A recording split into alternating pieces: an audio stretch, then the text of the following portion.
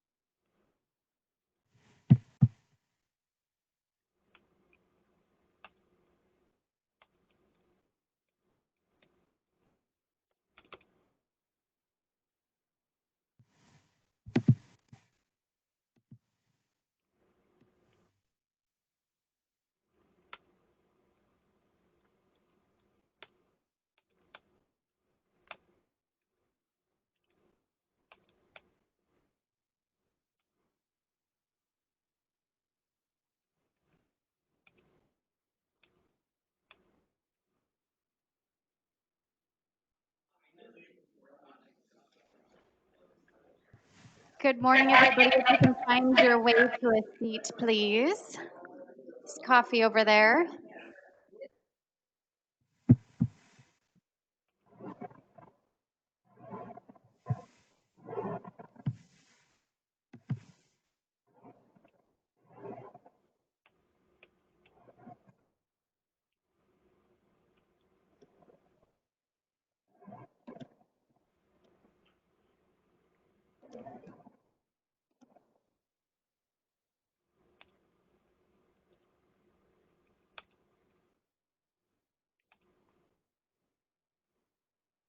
All right, let's go ahead and get started. Welcome, everybody. Thank you for joining us today for our Clean Buildings Workshop number 4. We appreciate the attendance. It's great to see you all here. By way of quick introductions, my name is Emily Salzberg. I'm with the Washington State Department of Commerce. I'm the managing director for our buildings team there at Commerce, and I'm going to have the Commerce team do quick introductions. Yeah, Chuck Murray, Energy Policy Specialist.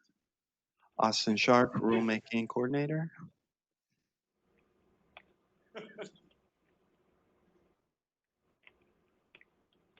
Anna Beatty, Management Analyst.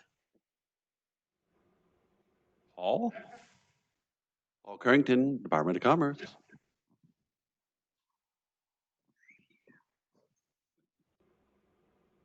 That felt like a game show. Thank you, Chuck.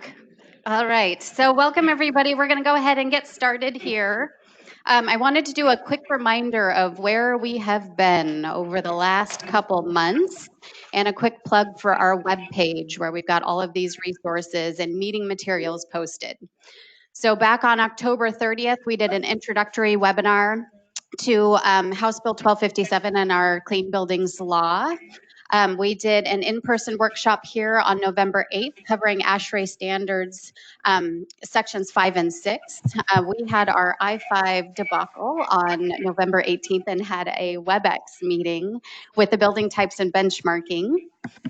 December 4th, just last week, we covered audit process and sections 8 and 9 of ASHRAE Standard 100. And today we are here to talk about energy use intensity and the target development process. So big thanks to Faith from SPW and Poppy Storm from 2050 Institute and other staff members as well for being here and presenting today. Next week, we have the last of our workshop traffic jam here in December. On December 19th, we're going to be talking about economic criteria. Greg Rock is going to be joining us. Hi, Greg. Thanks. Lots more next week talking about economic criteria.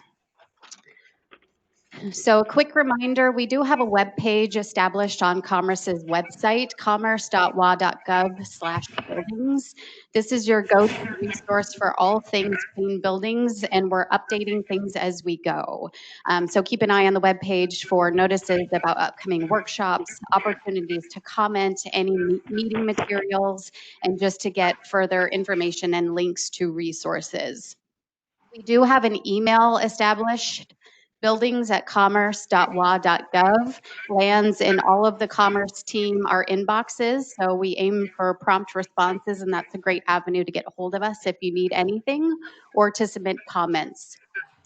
A couple tentative dates I wanted to put out there into the universe for some workshops in early 2020. We've not yet posted these to the website, but we'll do so shortly. We've got tentative dates set aside for January 30th, February 26th, and March 25th. So as I mentioned in the last workshop, our series of meetings over the last 2 months really have been about building awareness about the law here in the state of Washington and ASHRAE Standard 100. In January, February, March, and beyond, we will start getting more specific about areas that we really need comments to help develop how this law will be shaped and the rules around it moving forward.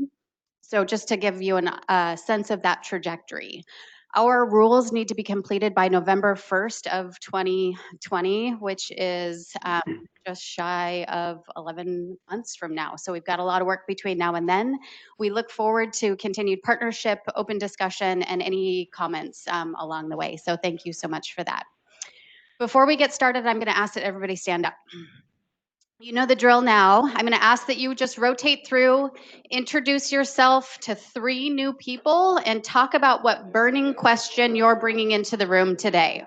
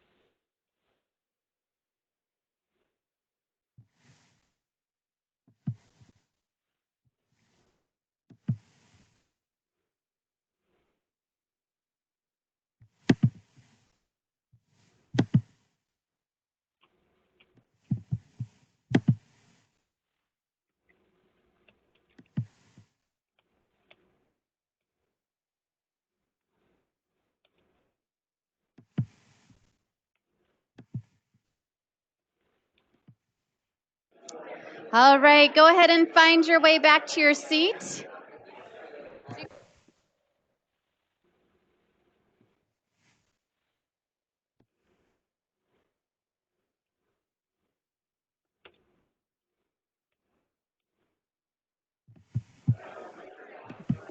All right, find your way back to your seats.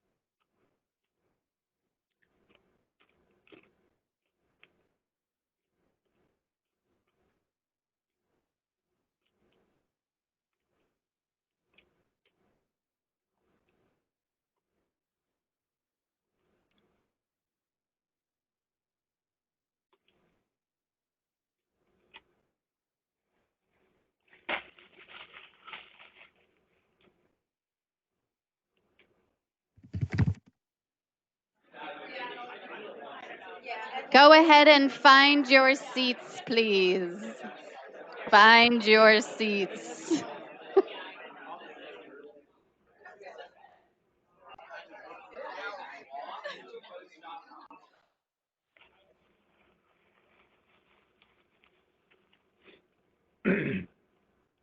Okay, we almost have critical mass of people finding their way to their seats.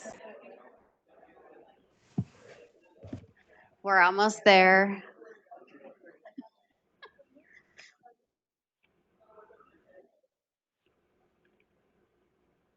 I love the level of enthusiasm. Thank you so much for that. And with that, I'm going to turn it over to Faith for our presentation and discussion today. Okay, first things first, I wanted to say that we do have coffee in the room today. Felt like that was missing in the past, so wanted to provide for that. So I'm Faith DeVault. I think over the course of the past few workshops, I've gotten to meet most of you in the room now. I'm a principal at SBW Consulting and working with Poppy Storm from 2050 Institute. She and I will be presenting here today, and we also have a couple of other teammates in the room here, Dave Balon in the back there, and Santiago Rodriguez Anderson.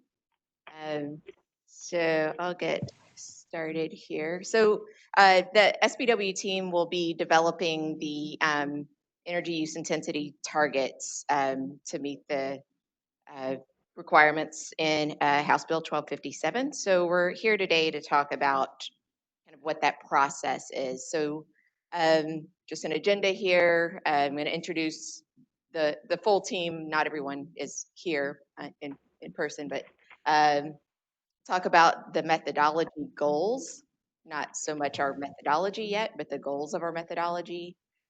Step through sort of the timeline of what the process is going to look like, and hand it over to Poppy, and she'll get into talking about the criteria that we're looking at for the target setting. We're going to have a breakout session or some breakout sessions to get some input from you guys on that.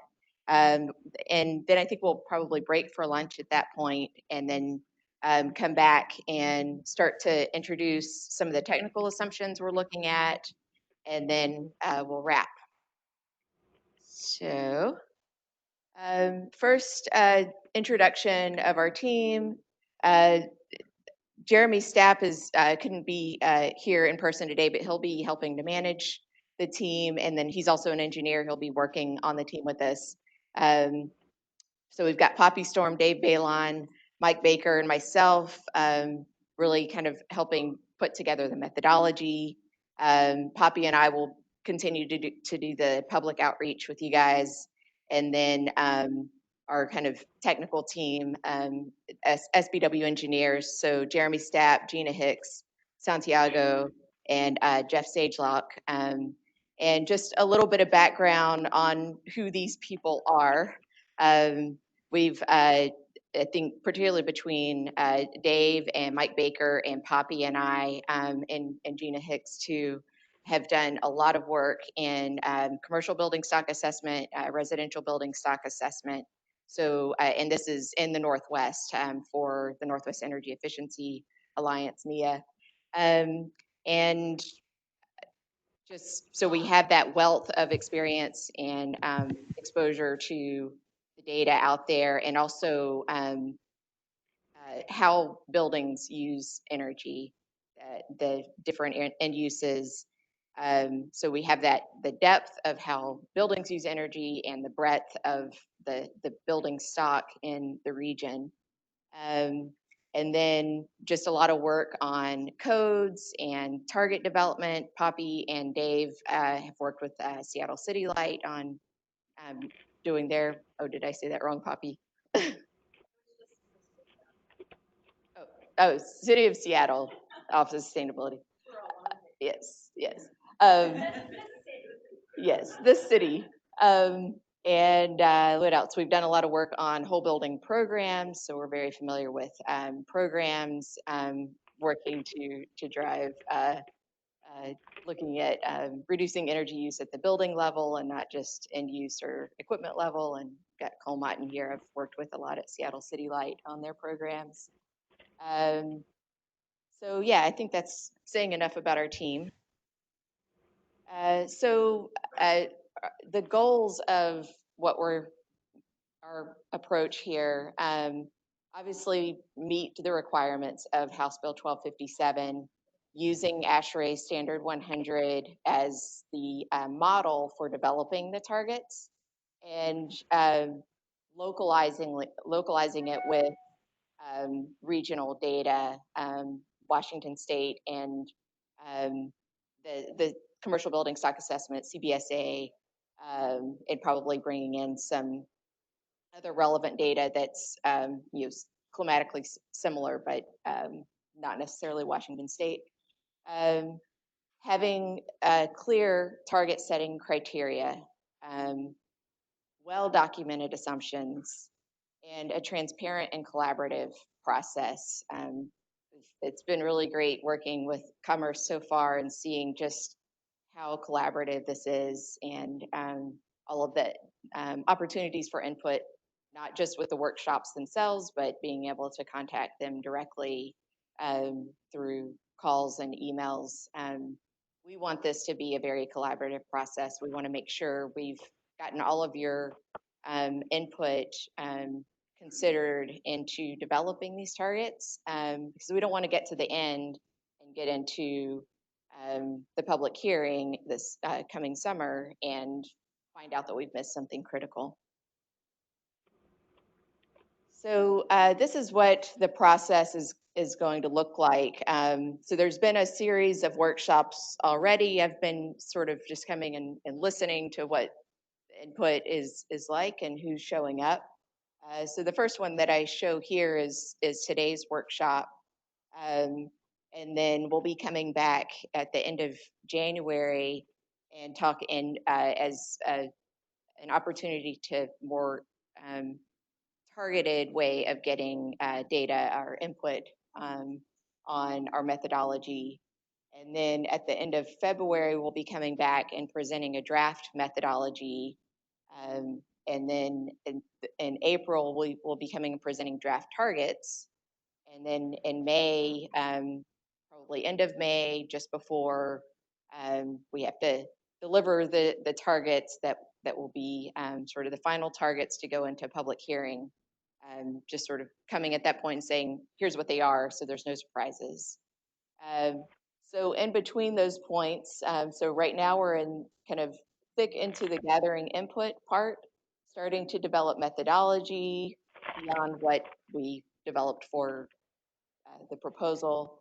Then we'll be getting into calculating the means based on the methodology. And really it's not, it's sort of, I show some overlap. There's probably more overlap than that because as we're developing the methodology, we'll be doing some of the starting to developing the averages. And then once we've got those averages, then we'll really get into actually establishing the targets. So that's sort of the timeline. And now I'm going to hand it over to Poppy to come and talk about our next, our targets criteria.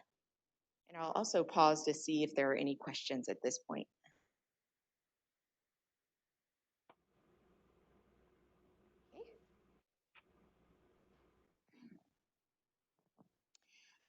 Thank you. Pardon me. Welcome, everyone. Our whole team is really excited to be working on this project with you, and just wanted to emphasize the collaboration and the opportunity to collaborate with such an incredible group of people from across the state. And we're really looking forward to weaving that input in and developing a really coherent outcome that is transparent and something that we can really track the process that we've gone through, and we understand how we got there at the end. So I just wanted to quickly say a few more things about the process before we start talking about the target setting. So as Faith mentioned, we are right about here in the process. And what we're going to start talking about today is the target setting. And we're also going to be talking a little bit about the technical assumptions. Those two pieces are really important groundwork for the methodology. And so I just wanted to let everybody know now that things become increasingly less flexible as we move through the process. We're really at a point now where we can bring in big ideas. What are people really thinking about what they're trying to achieve with these targets? We can really have some more flexibility once we start getting into the methodology, and then we start actually implementing the work. It's harder to really kind of shift the whole ship at that point. And there will be a number of opportunities and ways to provide input. It won't just be these group meetings. This is an excellent piece of the process, but we're also going to be sending out and posting questions and key topics that you can respond to. We really encourage you to talk internally within your organizations and get input from other people in your organizations, talk between organizations. Really, we want to bring as much insight and intelligence and expertise into this process as possible. So the first piece that we're talking about is the targets criteria. So at this point, at the end of this process, which is starting now and will be about 5 months in 2020, we're going to develop targets. We're going to need collectively to be thinking about how do we gauge the effectiveness or success of those targets? How do we define success? What are we actually looking for? How do we assess whether or not it's the right target or it should shift? So that's really what we want to talk about today with you all, is from many different perspectives. What are we really looking for? How do we define success? Down. So these targets, to talk about the targets criteria, in a sense, we're starting at the end and we're kind of back casting. What are we looking for ultimately at the end, and how can we use that thinking now to help guide the development of the methodology and ultimately the implementation? So we're not really doing this in a vacuum, as you probably can tell because through this process so far of the introduction to ASHRAE Standard 100 and also the requirements of 1257. So those requirements are really kind of the starting point for this criteria setting, and they distinguish this project from perhaps some other projects that might be starting as kind of a bottom-up analysis and looking at each specific building, modeling. We have already some criteria that are in place, and that's our starting point. So I wanted to go over those items that are listed on the left side as the starting point, and then we're going to break out into some discussion groups to talk about from various perspectives what we think additional criteria might be. So the first thing is that the targets must be less than or equal to the mean energy use intensities of the various building types. So that is the cap. Whatever is developed has to either be equal to or less than those targets. So there isn't a prescribed bottom, but that's really part of this process, is to figure out where that target should be set, knowing that the top level, the highest that it can be, is that mean EUI. So then the second criterion is that the GHG, the greenhouse gas emissions, we must maximize those reductions. And so that's very clear in 1257, and I think it's been clear throughout this process. Now we're at that point where we ask ourselves, what does that mean? How do we define that? What does it mean to maximize greenhouse gas reductions? Are we talking about specific buildings? Are we talking about the aggregate emissions of the whole of the building stock of covered buildings? How do we want to define that, and how do we know that we really have maximized greenhouse gas emissions, and how do we look at that within the larger context? So we're really looking at scale, pace, and context for all of these. How much do we need to achieve or want to achieve in this step? How does that play into the pace moving forward, and how do we do it within the context of many other factors? So the third one is that there will be updates every 5 years. So it's beyond the scope of this particular target setting effort for the rulemaking, and it's not required in 1257 yet either. We're not determining what that longer term trajectory is right now, but we are figuring out what this first step is. And I think that we need to think about what that step is within that longer term trajectory. What do we need to do? What do we need to accomplish now, considering that this is going to be updated every 5 years? And there's an opportunity to contribute to that thinking of what that trajectory would look like. There's also some conditioning factors. So the target is not just that one point that you have to meet, there's these other conditioning factors that kind of adjust it to your building. So that's already built into this process. And I've listed just a few of the key things. There may be more, but I believe it was at the last meeting that there was some discussion about mixed use and how there's a calculation for that and how that might be able to consider some other exceptional or unique uses. These are all things that we're going to be exploring, but we need to understand that whatever target we set is going to be conditioned by other factors. And so that may or may not influence what we think that target should be or how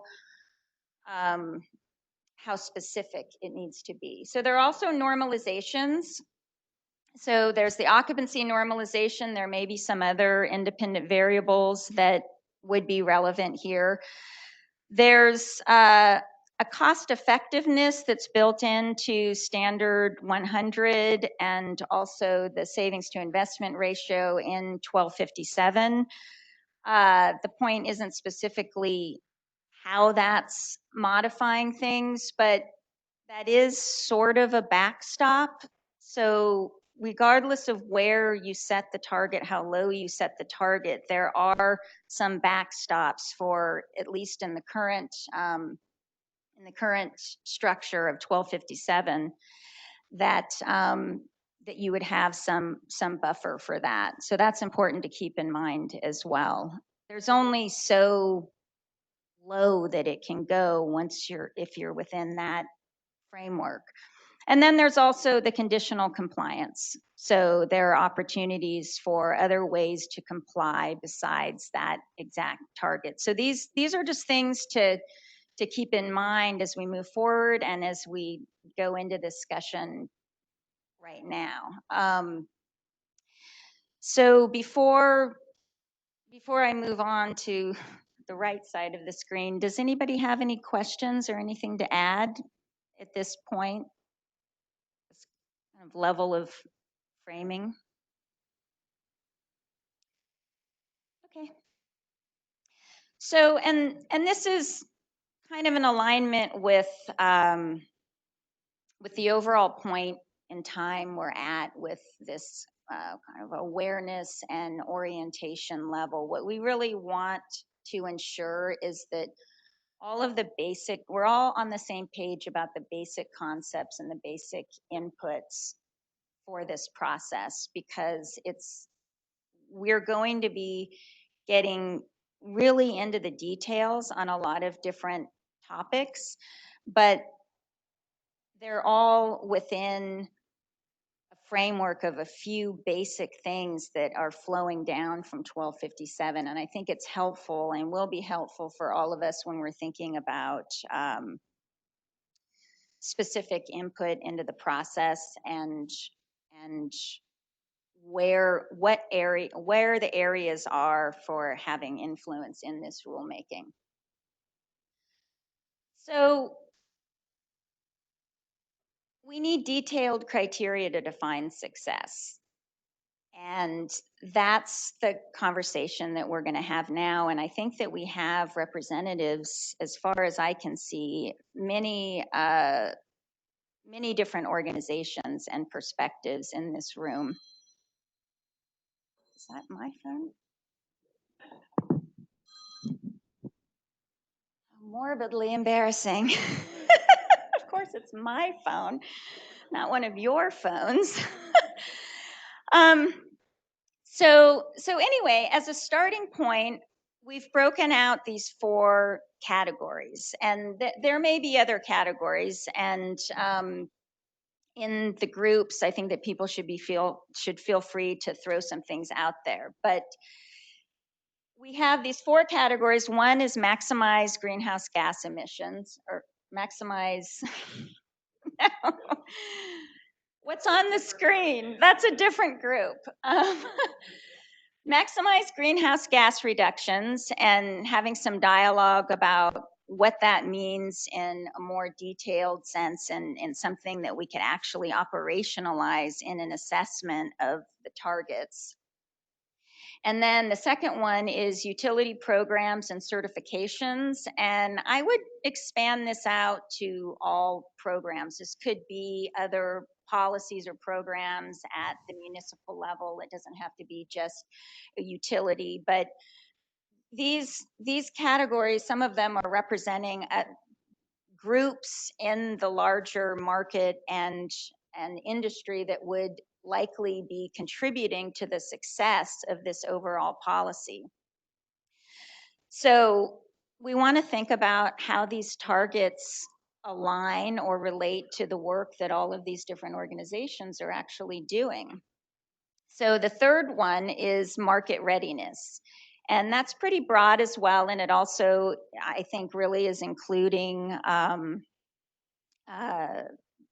building owners, engineers, designers, all of the people that would be actually implementing and delivering on these goals and on these targets. And then we have the equity question.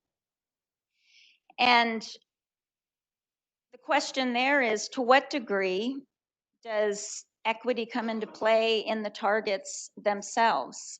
And there may be things that come up here that don't relate directly to the targets. As much as possible, I think that we should be thinking about how do these perspectives and the requirements for these different areas and objectives, how do they relate to how we would set a target? How do we translate that? And what are the other things that might be built into on the administrative side or other parts of the policy that might address some of those issues? Maybe it's not all with the targets themselves. The targets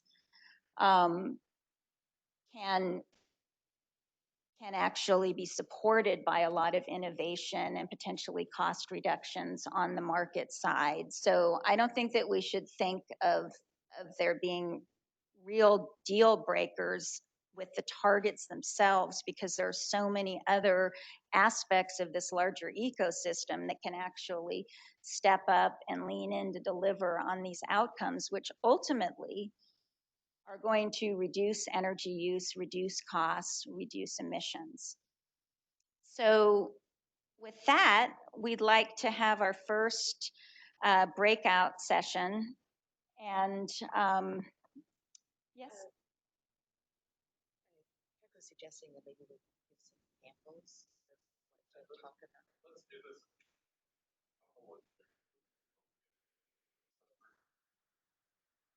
Sure.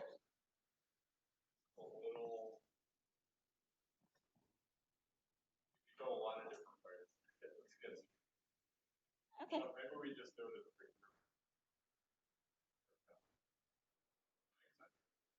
Sure. Does anyone in the audience have any ideas about what you would say in any of these categories? For example, maximizing GHG reductions.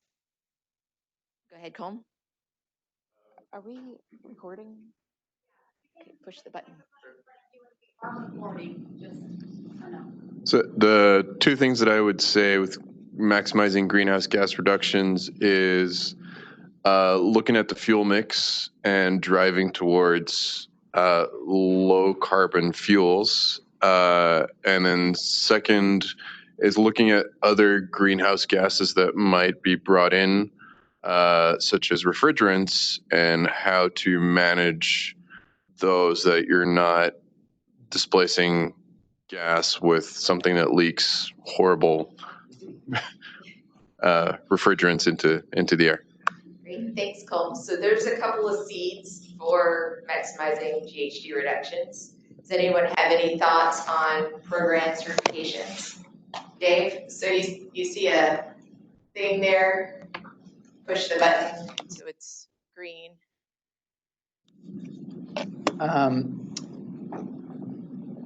There are a bunch of things about Standard 100 that are really based on tune-ups And those are legitimately things that you don't necessarily need to support at program levels. But there are going to be a lot of things, especially depending on where the targets end up, that will require capital improvements. And those capital improvements are probably going to be constrained unless there's utility or municipal programs that can aid in either financing or supporting those kinds of design changes. And oh, by the way, the current requirements for utility programs don't anticipate a partnership between codes, standards, and utility incentives, as would be required in this case. Thanks, Dave. Does anyone have any ideas around market readiness? Oh, did you have something to add on utility? Before we get away from greenhouse gas reductions, in a utility where we have mixed suppliers, ESC supplies gas in our electric utility area, we don't have visibility to which customers, how much, who has gas and how much. So you have to be careful in how you emphasize reduction and in what measures will be used. Furthermore, to compound it, utilities, at least us, we cannot incentivize for fuel switching. So if you want to reduce gas usage on commercial buildings in our area, we can't play that role unless state law changes. So that's a good point to talk about in that breakout session. Brian Risser from Tacoma Power, also on the topic of utility programs. Different utilities have different programs with different program rules and different incentive rates. And while I agree that it's important to capture those while doing the cost effectiveness tests. There does need to be good understanding on the part of those doing those calculations on what those programs actually look like and how they interact with other utility programs to make sure we don't accidentally float a number that's much different than what can actually be supported through the programs. So some sort of coordination body or system would be really valuable. Okay. Good thought for that breakout. And I'll just add, these aren't actual microphones that come out through the speakers. They're for the people on the phone to be able to hear you. So when you're speaking into these, you have to speak up for the room to be able to hear you. Any other thoughts for the big group on maximizing GHG or programs and certifications? Okay, so what about market readiness? Market readiness is always a moving target. So does that allow for grandfathering, where if you've done the best available technology at a juncture, over the next 5 years, are you good, or even beyond that? Do you need to upgrade if the technology changes? Good thought for discussion. And one that I had on this one was, it's what can you do at the point, as you're talking about, that you're doing the upgrades, doing the improvements, but also what is this law doing to drive and scaling up technologies to make them become more rapidly available and ready for the market? Any more thoughts on market readiness? And how about equity? So one thought I have on equity, and something I've discussed in another venue, is that we should think about what equity deals with. And in the case of setting targets, I might suggest to use the term fairness, because it's fairness between different building types and what, the types of uses are in the buildings. Whereas equity, in my mind, is more about race and social justice. And so the fairness is more about what the targets are, and the equity might be more about how we apply them.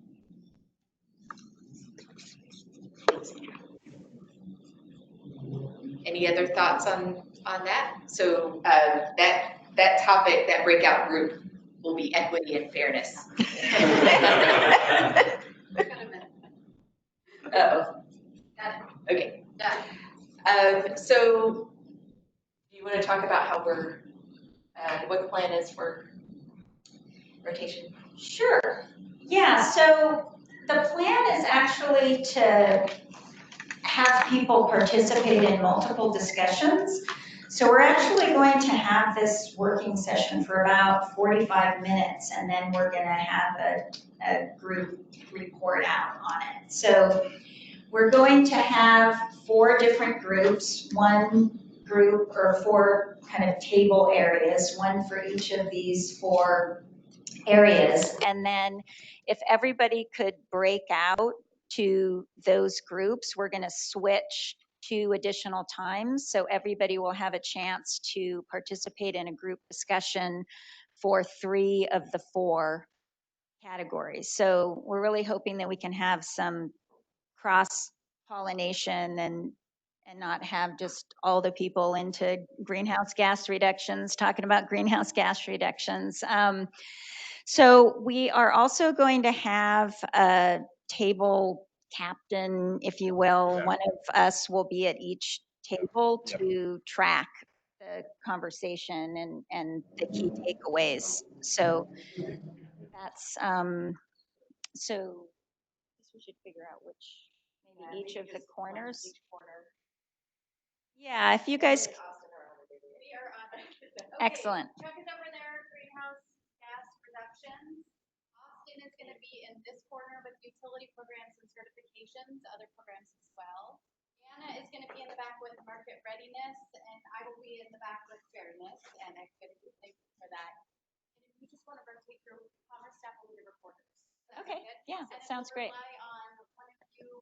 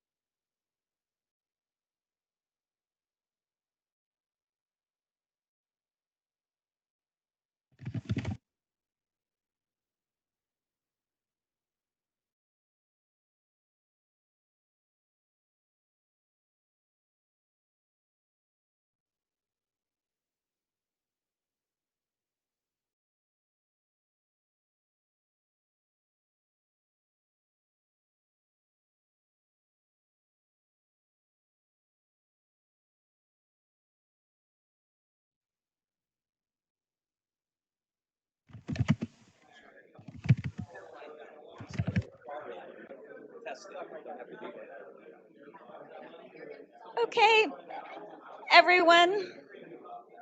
I think I hadn't anticipated that. I need a really loud whistle. Sorry to interrupt everybody, but we're going to start winding down with each of these discussions. We've had some great discussions so far, and we're going to switch. So if there are any last kind of closing thoughts that you have within your groups, do that now and for about a minute. And then pick one of the other corners of the room and we'll start the next conversation.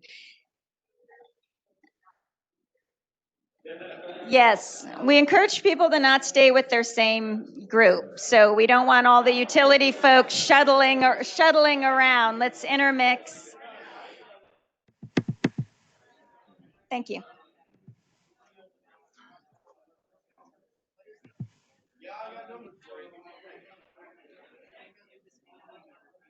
Honestly,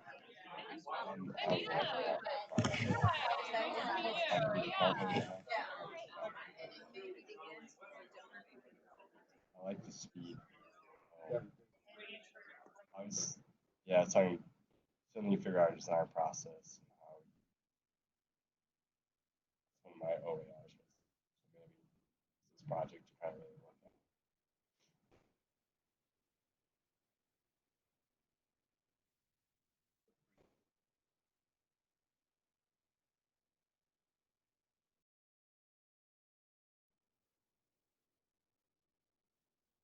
No deck or anything. I can't occupy it. And occupy.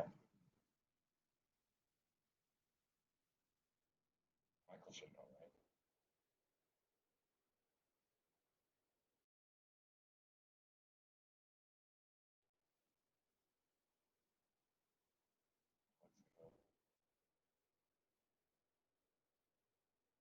Yeah, I might have an opportunity.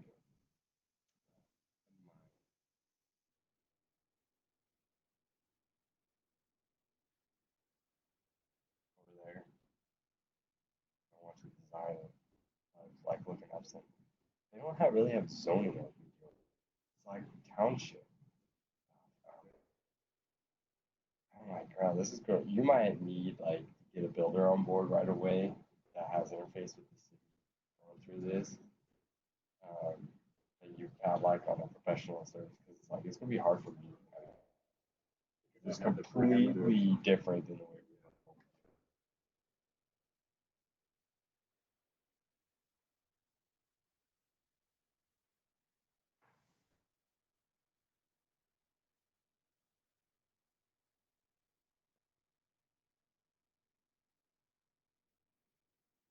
Really bizarre stuff. I was like, we're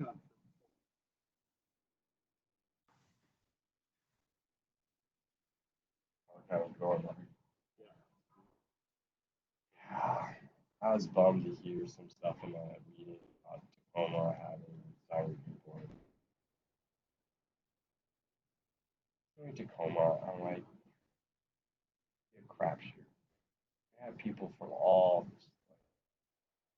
Makes me sad. I'm like, yeah, it's like honestly, it's gonna make the.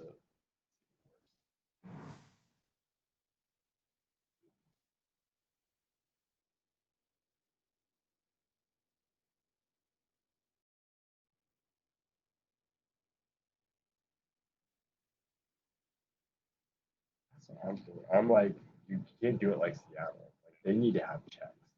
Like you can only comment on stuff that's part of the design guidelines. Everything else. You can comment on the program of your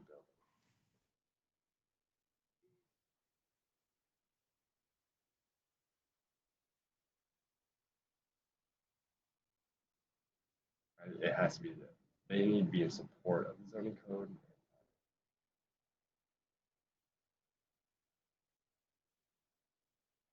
I'm like, hold on, you want to draw development growth? That's my last thing. You just took any advantage in your process.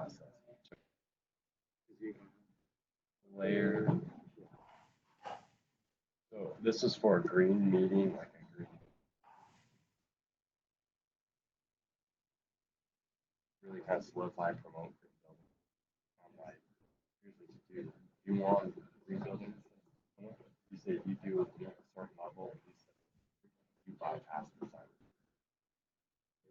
Yeah, you'll hit them. Trying to free up so I can start on that. Joe showed me that email. So hoping this afternoon I can start laying out some blocks. Christine gave me all the zoning code information, so I have that. I have a pretty good idea. At least the constraints.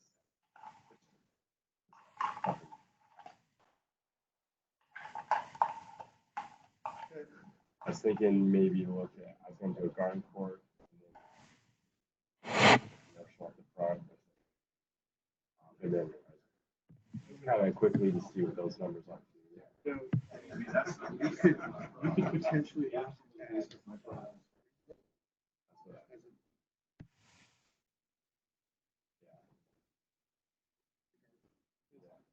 That's exactly what, that's all we got. I want to say it's like 45 feet. Commercial,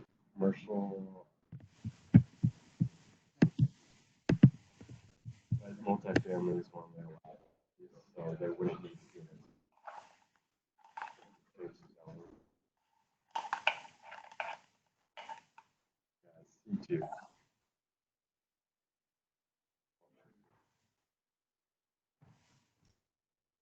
Yeah. Hopefully this afternoon, if not, definitely tomorrow. I'm just trying to get permits out. Yeah, sounds good.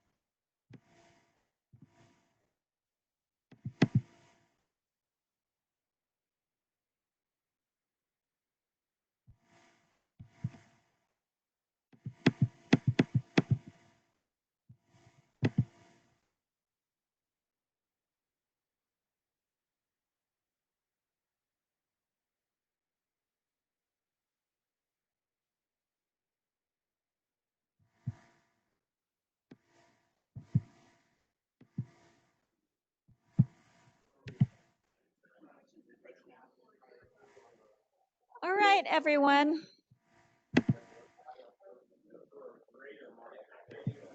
We're going to wind down on this group's discussion and switch. So in about 1 to 2 minutes, if you could start finding another corner group.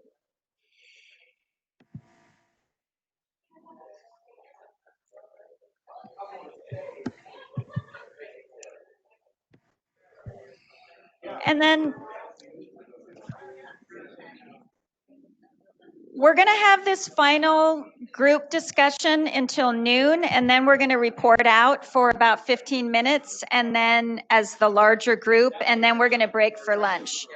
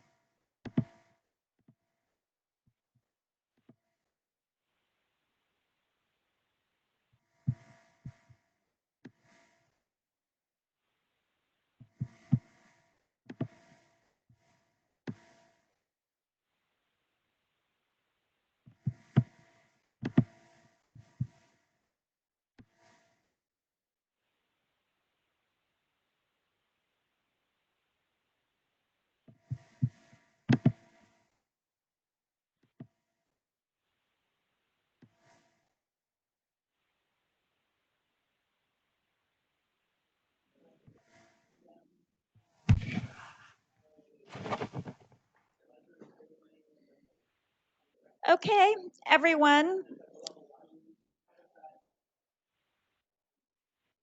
We're going to start winding down on the group discussions. We've actually decided to break for lunch now and then do the report out after lunch. It'll give the topic leads and captains an opportunity to collect their thoughts and report out. So let's all take a break for lunch now. We'll have about 30 minutes. So if you could plan to reconvene by 12:35, that would be great.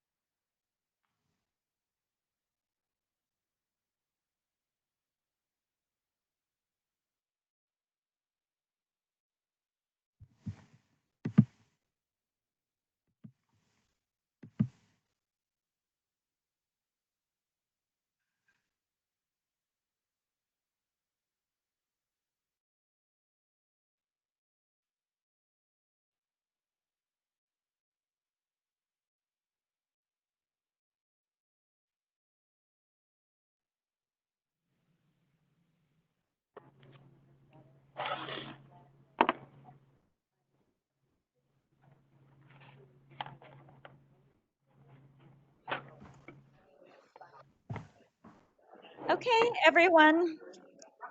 We're going to kind of start reconnecting into the discussion. It looks like most people have had lunch and made it back to their seats. So what we're going to do in this next phase of the discussion is have a general report out and discussion with the larger group. And the real goal is to recap the discussions and then also get some synthesis within and across these different topics, because I think there was definitely some interconnectivity going on, or at least that I noticed. So we're going to spend about 10 to 15 minutes on our discussion of each of these to really try to harvest the breakout group topics. And we're going to start with maximizing GHG reductions. And we're going to have the topic leads that were staying with the topics while the rest of the people were moving around from group to group. They're going to do a recap on what they feel were the key themes and takeaways from the discussion, and then everybody else should feel free to jump in. Are there things that were missed or that you wanted to add, or anything new that emerged for you that you think would be important for us to take down? So, shall you want to take over the mic? Just a minute, please.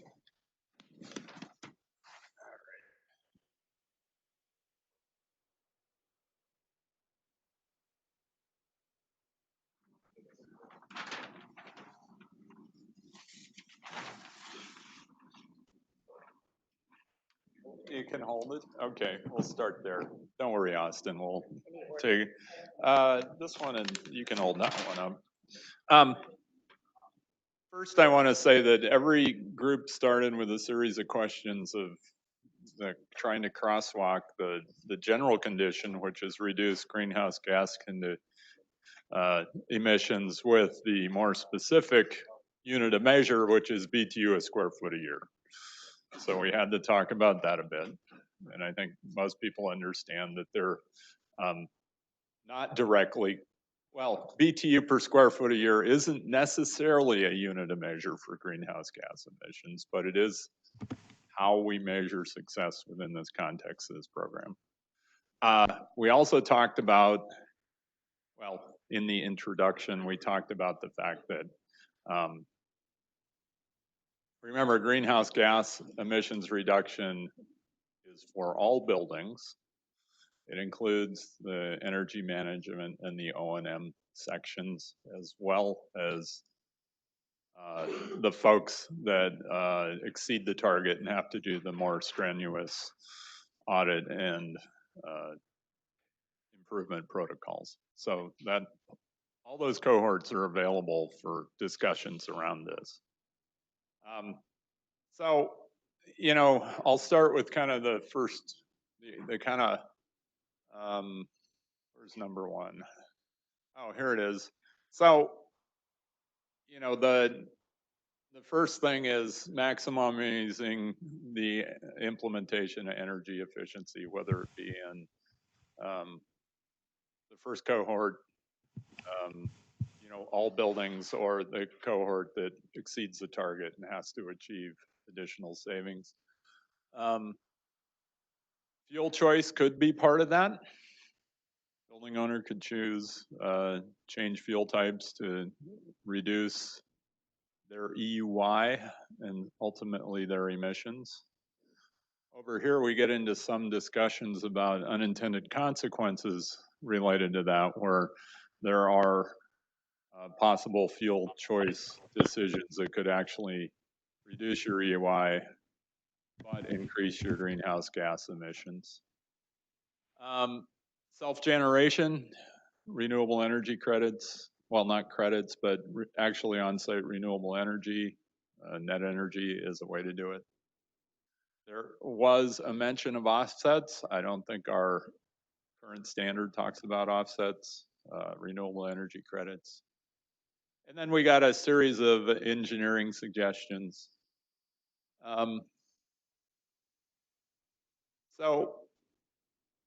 Both of these boards got into some discussions about the arc of this policy over time, longer than this kind of first stage. And there's a concern about doing things that get you to your target this cycle, but in a future cycle might actually get in your way. So this is around information and training, making sure that people are making the best long-term decisions and investments in their buildings. And you'll see that reflected in a number of, inform the building owner of future targets. Over here we have figure out what the end state of the policy is, make sure, or is it, any rate, avoid stranded investments. Don't make an investment today that helps you get just barely below your target, but then puts you in a place where it's difficult to meet the target 5 years from now. There's concerns about greenhouse gas emissions if we increase the use of heat pumps, refrigeration. That's a reasonable thing to think about. Folks were trying to find flexibility in what the law says as to where they could apply some additional greenhouse gas emissions criteria.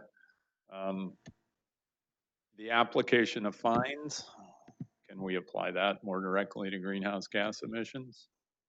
I don't know. Can we do more during the early adopter incentive program? The rules for that are a little more open than the reading of the base standard, and we might be able to provide some encouragement there.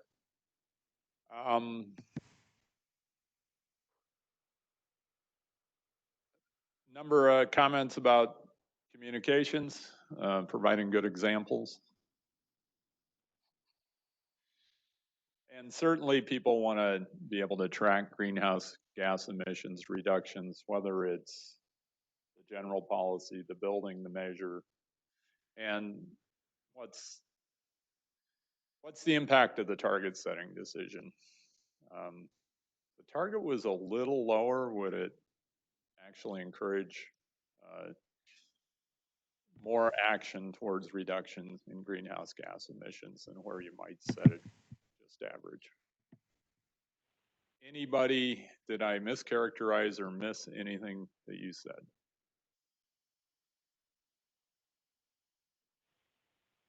Any comments from folks that didn't participate in this particular exercise?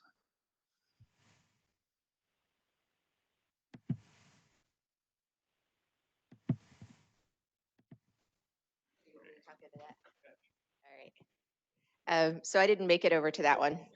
I guess what I want to make sure I'm taking away from these points is how does it help establish the success that we know that we're being successful in our target. And I think I heard a few pieces there, but I'd like to, if not to put you on the spot, but if any of the points, threads that you heard throughout the conversations speak to what affects the target setting itself.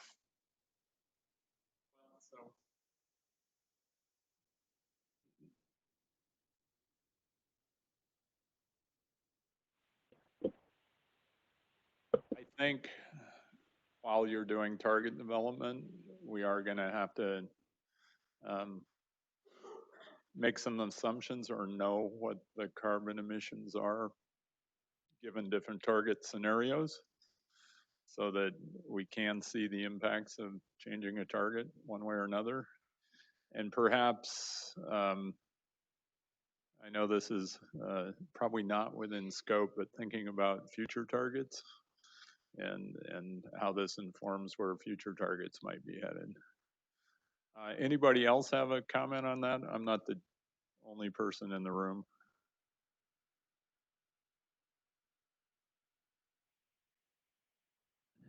Yeah, I would be sort of in support of that future targets idea, and maybe part of what Commerce needs to look at is a methodology that's published. So sort of going back to the point that came up on this board is if you can't predict the targets 10 years from now, how do you know if you are going to make a bad investment during this round? My comments along the same lines a little bit, but mostly around the financial impact. So if there's some way to look at the sensitivity of the targets to the SIR or whatever cost effectiveness criteria is used, I'm not sure if that's feasible or, you know, how much work that would take, but I think that could help inform what an appropriate target.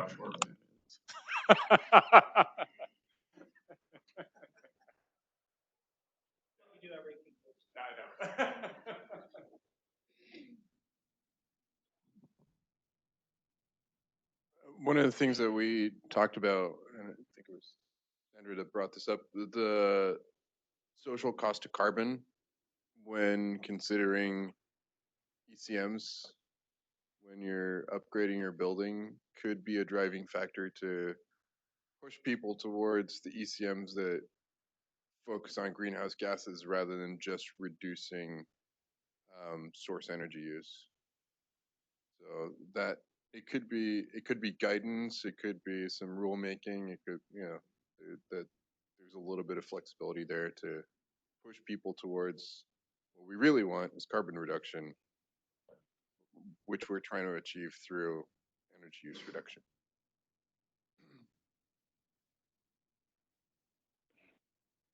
And I hope I'm not just repeating what Chuck said, but to your question about setting targets, I guess I would love to see that throughout all of the target setting and the options and everything, that you see what the energy savings will be and you see what the carbon savings will be, and that helps the decision making about where the targets end up.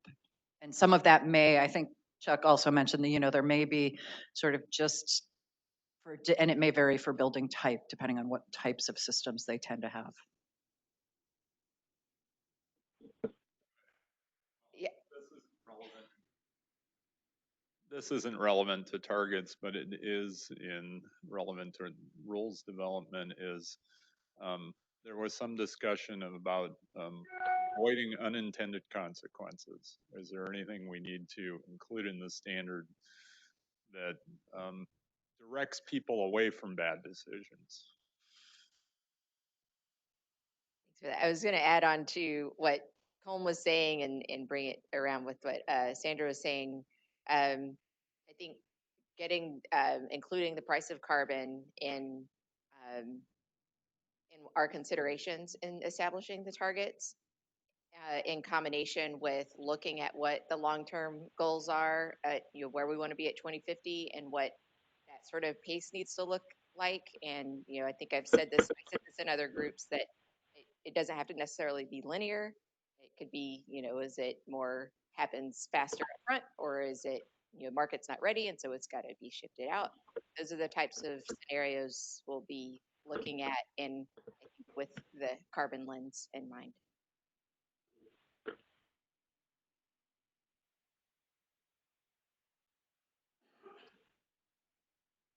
Move on to the next.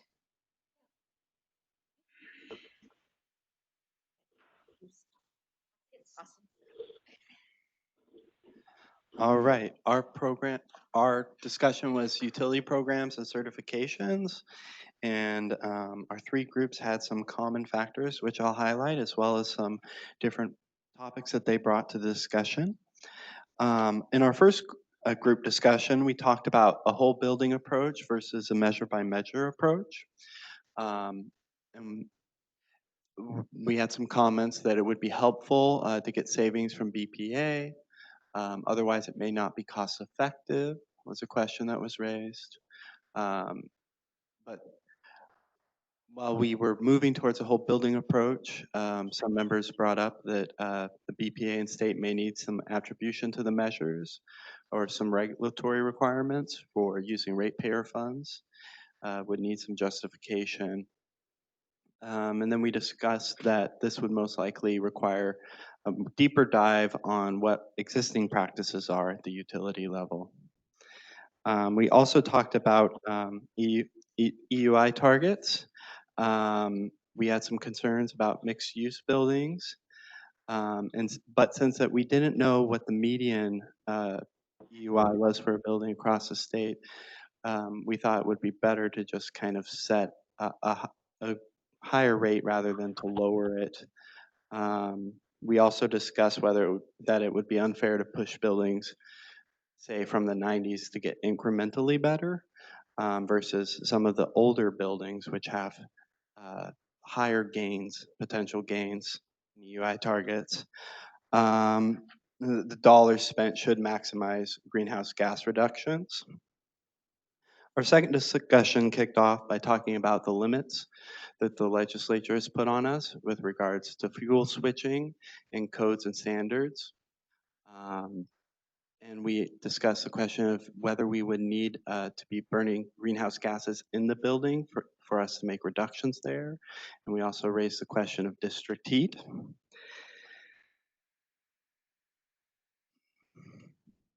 That conversation then flowed into talking about using incentives to conserve loads versus trying to move efficiency away from natural gas, and whether that would require poaching customers per se. And that led to a discussion about fuel mixes in different buildings and for different jurisdictions,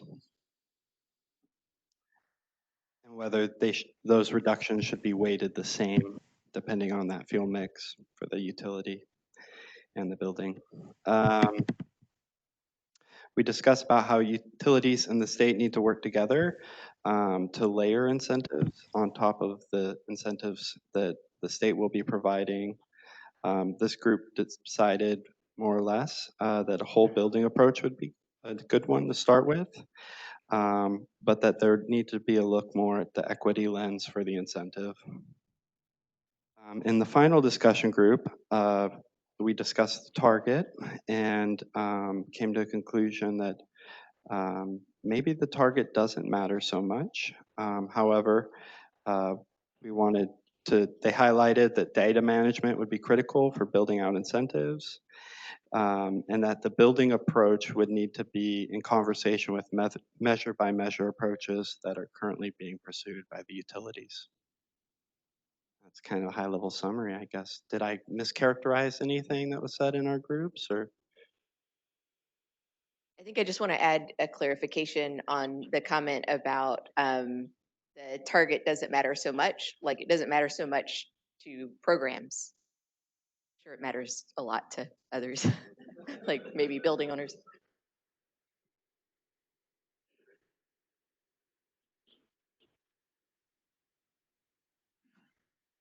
I had a comment about what was talked about at the last session. David Van Hold talked about the energy audit requirement, and then kind of layering that into the utility discussion. I think the energy audit should align with kind of that goal of EUI reduction.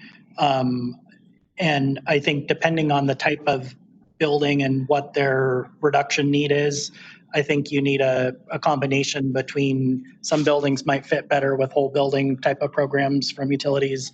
Other programs might fit more measure by measure, but whatever is done kind of on that front end energy audit should align with helping provide some guidance to customers to act accordingly. And just to add on to the measure by measure, I think we were talking about how utilities tend to measure their potential and achievement and savings on the measure by measure approach, and it's harder the whole building analysis is less incorporated into that framework than it could be. And so how this the implementation and compliance with this program will fit with how utilities set their targets for other laws will be something to consider.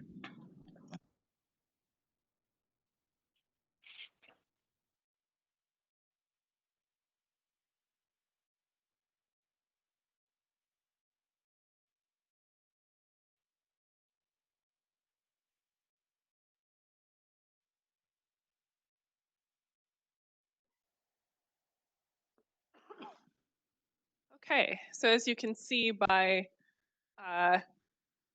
all of the pink text over here, my groups had great discussions, and I ended up writing a little bit to try and summarize everything. So one thing that kept coming up in all three groups was workforce availability and workforce development. In terms of right now, some areas may not have enough workforce to assist with this. And so some specific needs that were identified were auditors and skilled labor and project managers. And there were some interesting ideas for how to do that workforce development. So one thing would be partnering with community colleges, for example, to do training or certification of competency with the Clean Buildings Law for people doing the work. There's opportunities for training, apprenticeships. There's also a tie to equity when we talk about availability of workforce and workforce development. For example, rural areas may experience that impact of a lack of a workforce more than urban areas do, as well as smaller buildings. You know, you might have folks who are willing to work with larger buildings and not smaller buildings. There was an interesting idea that I think was over here somewhere with could some of the penalty funds go into workforce development? So some of that dollar per square foot.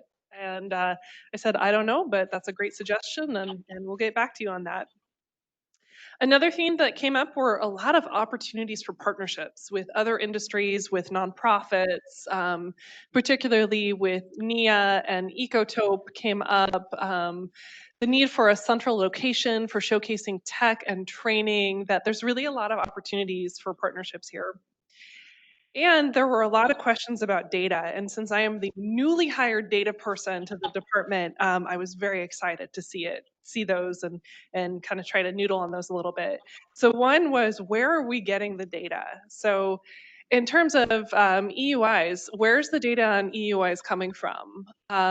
Where are all of the buildings in the state that might need to comply with this? That is the biggest question that I'm working on answering.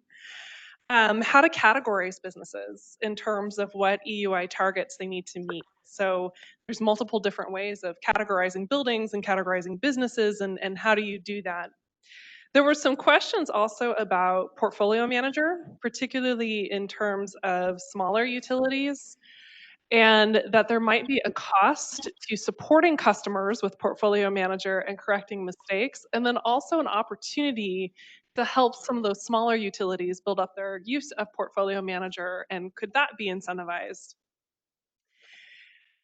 And particularly in the last two groups, we talked a lot about the EUI targets in terms of the technical feasibility of achieving, and that this is a bit of a balancing act, that you need to balance the aggressiveness of setting those targets with the cost effectiveness criteria. There was some concern that if you set a really aggressive target, that you're going to have more building owners say, hey, that's not cost effective for me. And then you end up with an unintended consequence of not as much being done to reduce greenhouse gas emissions. The point also came up that since there is a limited workforce that needs to be built up, that might also impact the aggressiveness of the target, that workforce availability needs to be addressed in terms of this being done. There were some discussions about, especially in the last group, about the means. And are EUI target means, are they calculated fairly? Is there an iterative process in setting these targets? Is there a way to influence the means for the worst offenders? And there was a point brought up that could you default to means by building type if those overall means are not as accurate? So one example that got brought up is there were a lot of hospitals that were built in the 1940s that have an EUI target that a lot of them are way over because of the type of the building. So are there exceptions or special cases, and how do you address those? Can you make some adjustments for unique cases and for those older buildings where codes were different? And then I wrote down that there's kind of a sweet spot here between balancing greenhouse gas reductions with cost effectiveness and the attainability of achieving targets. And so the rules really need to focus on trying to figure out where that sweet spot is. And a question came up about incentive money. Is there a possibility that incentive money runs out before those mid-size and smaller buildings can get to it, because the largest buildings are the ones that have to comply with the law first? So is that a possibility? How do you ensure that that incentive money gets distributed fairly, that everybody's got a chance at that pot? So was there anything I missed or anything that needs more explanation?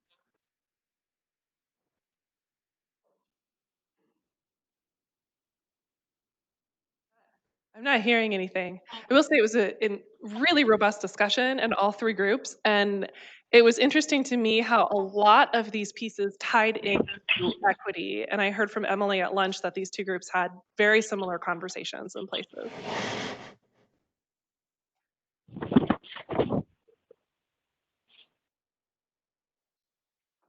All right, thanks, Anna. That was a great segue into the discussion we had around equity and fairness. This conversation was a difficult one in the context of defining success for the purposes of target setting. So our conversations in all three groups really meandered through administering incentives, mandatory compliance, penalties, and how they're assessed. So it was a really rich discussion, and I think much of it SBW and 2050 Institute can use, and a lot of it was really helpful to shape my thinking. So thank you so much for that.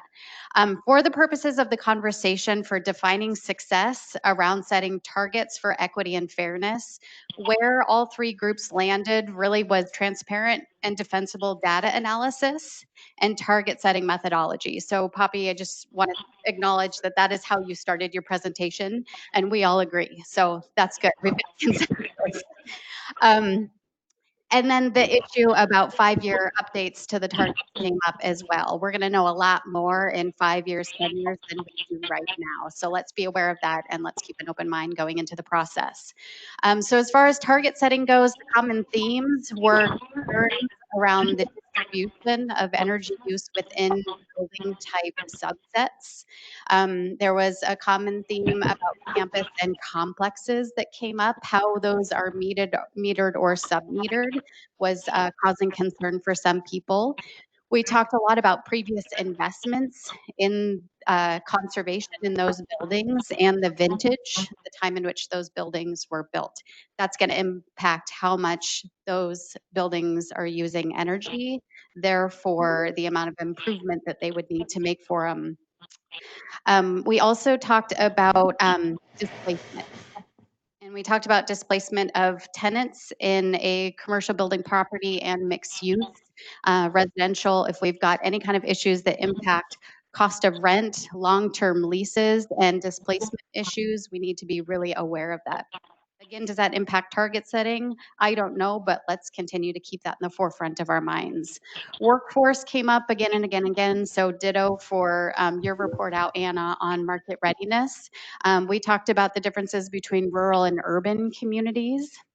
We talked about urban communities. We've got some situations in which there's no subcontractors available to do the work.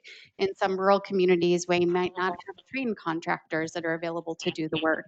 An interesting issue came up about the benefit of existing relationships. So those entities and organizations, building owners that are regularly doing this type of work might have the existing relationships to bring in subcontractors and project managers quickly, as opposed to those that may need to build those relationships. So where we landed is start making friends now. Then our conversation started meandering into incentives. We talked about equity and fairness in having incentives available across building types. We talked about distributing those incentives, being mindful of different geographies, and looking at the distribution of the benefits as well. Penalties for noncompliance came up quite a bit, and we talked about access to capital and outreach. This was an interesting topic that came up as we're doing outreach and awareness building For this state law, we need to be mindful of language and cultural barriers and taking every action that we can to solve those up front to make sure we're being clear and transparent in what we're trying to accomplish. And then the one bonus item that came up in all three groups was the Clean Energy Transformation Act. We talked about the equity provisions in Section 12 and the cumulative impact analysis work that Department of Health is doing. And might there be an opportunity for us to look at thinking about impacted communities through the CETA lens and looking at the equitable distribution of benefits? None of us landed on a clear, like, yes, this is exactly where we need to align, but we should be keeping that in mind. So that was our bonus item. What did I miss? Or what contributions do you have for folks that weren't able to come to this topic?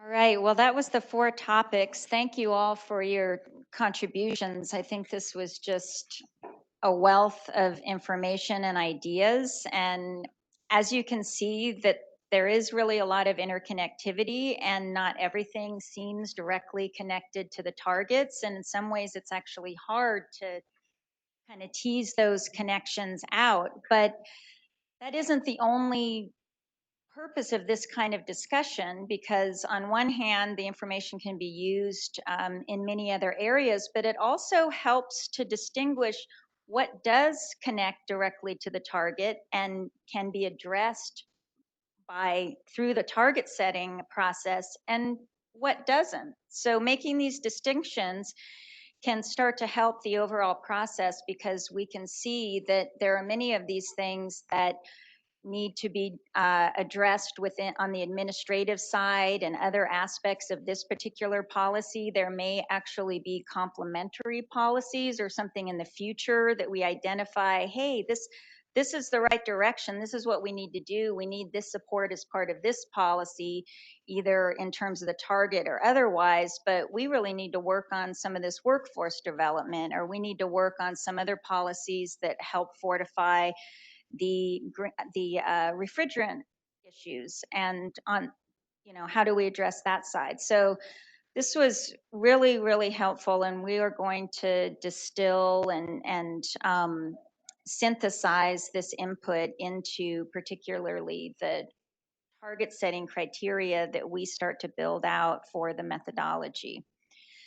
So with that, we're going to shift over to the next topic, which is the technical assumptions. So the purpose of this meeting was really to go into more detail on the target criteria, but we do want to provide an overview, the main categories for the technical assumptions, and some of the things that we're going to be talking about in more detail at the next meeting. And I'm going to hand things over to Faith at this point to go over some of that. I just wanted to take a minute to acknowledge the folks that are on the web and on the phone who, to some extent, have been cut out of this conversation. They've been listening. Just a reminder that Paul's over there monitoring any input you want to give. And if you want to type something in the chat book and move it forward to us, please feel free to do so. We've tried to open the line in the past, didn't work very well. Yeah. Okay, good. All right. Okay, so that's great. I just wanted to put the pitch out there for folks to continue to provide their comments via the chat. Thanks. All right. So I was hearing some during the breakout sessions, questions about data and, what data are we going to use to develop these EUI targets. So that's really first up in the technical assumptions discussion. And this isn't that we're going to get in and talk about this today. It's to let you know that these are the areas that we'll be reaching out to you to talk about, get your input on over the next couple of months, and particularly at the session at the end of January. So So data sources to inform those EUIs, and also things like normalizations and what are exceptional uses and those types of things. Building types, metrics by metrics, that's the greenhouse gas reductions versus energy use. Independent variables and normalizations, unique features, do new construction or newer buildings get different targets? And then you might have other ideas that don't fit in any of those categories. So next I'll go into to talk about what data sources we know that we'll be using, and we can talk about that some. And then we don't really have a structured input mechanism set up yet. Like I said, we'll be getting into that more in January, but we're going to open up for discussion just to go ahead and get some early thoughts to help us develop that structure. So data sources. The CBEX, the Commercial Building Energy Consumption Survey, the ASHRAE Standard 100 targets were developed off of the 2003 CBEX. Do I have that right, Poppy? And what we'll be doing is using the more recent survey, the 2012. So updating that to the 2012 data. And then that's a national survey. And then we'll be incorporating more regional data. So the commercial building and residential building stock assessments that NIA does. And to the extent that there's insufficient data representing Washington by various building types, we'll also be looking to benchmarking data from Seattle and Portland, and to help kind of bring a richer data set. So that's our plans to date of the data that we'll be using to develop the means by building type. So I'm going to pause there and open up for discussion on data.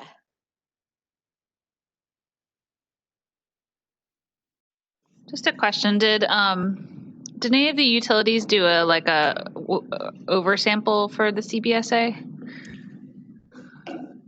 Some in the past definitely did. I don't know if there was any in this well, I guess we won't even have the most recent one ready. They are incorporated into the larger data set. Many of the utilities have on previous studies, and in most cases, they're incorporated into the larger data set, but not always. So that's a good point. We could look into whether or not we have all of the representative buildings from those studies.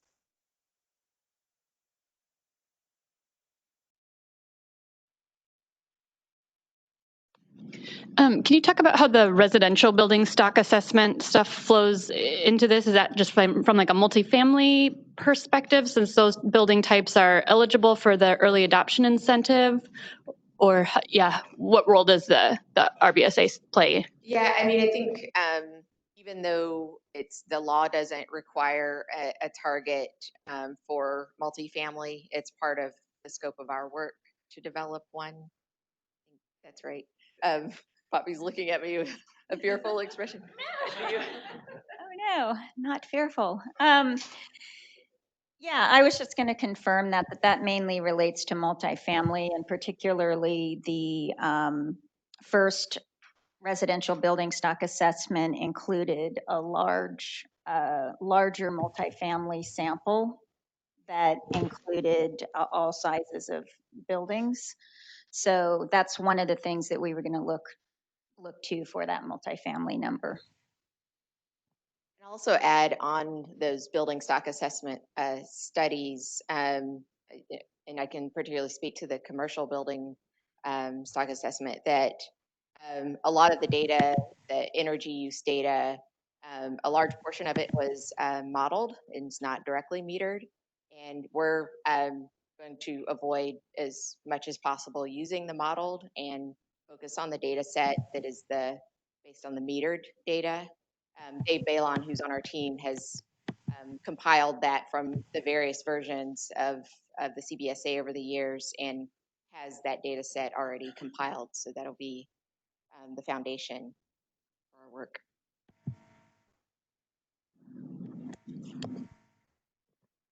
I'm not sure how useful it will be, but we are getting some data from the mandatory tune-ups that, you know, goes above and beyond the information we have for the benchmark buildings, and it tells us more about the equipment that's in the buildings and what kind of improvement measures people have been taking. So, you know, it's a small subset of what's happening in the state, but it might be useful and we could work with you on that. And then I just, you know, sort of a random thought on, and I am from the city of Seattle, so that depending on the quality of the data, that may impact the targets. And, you know, because Seattle does have a history of benchmarking, it might, you know, there might be different targets for Seattle than other places. Yeah, I think to address Sandra, then we'll get to you, Amy. We could consider using data outside of, you know, in addition to build on the the CBEX and CBSA and the benchmarking from other areas, other utilities. But we have to be very careful on this quality issue. And so what we're looking at is if it's going to be something that we can incorporate, that it would have to be, you know, data that was like already used in a study and already had been, you know, gone through a good QC process. And, you know, also taking into consideration the representativeness of the data, which is something we have to consider for the Seattle data as well. So, Amy. I know the Northwest Power and Conservation Council mentioned that they were doing some commercial EUI analysis for the region. Are you talking with them about what it is they might be doing, whether there's any other data sources that they're pulling in? That's familiar. I don't know why. Did you say that to me before? Yes, I did. Yeah, we're definitely planning on talking to them just to find out what the landscape of additional data may be. I believe that the work that they're doing there is model based, but it may have some relevance for this, particularly in looking at the feasibility in that side of it.